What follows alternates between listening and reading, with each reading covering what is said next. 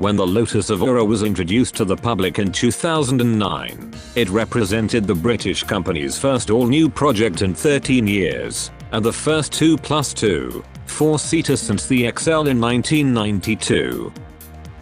The Evora was positioned above the Elise and Europa because of its slightly larger body size and more widespread appeal. What made the Evora special was its mid-engine configuration, as not many 4-seaters had their engine mounted behind the seats. That engine came in the form of Toyota's 2GR Spec, a 3.5-liter V6, from cars like the Blade, that was retuned by Lotus to produce 276 bhp and 258.2 lb-ft of torque. This allowed the lightweight Evora, which weighed in at roughly 1,382 kilograms, to dash to 60 miles per hour in less than 5.0 seconds and reach a top speed of 162 miles per hour, putting it in the same performance league as the Porsche 911.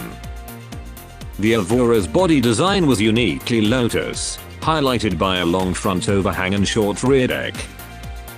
Inside the sheet metal, the cabin was a picture of luxury as it featured high-quality materials and ample space for larger drivers in the front seats. The suspension utilized double wishbones at all 4 corners.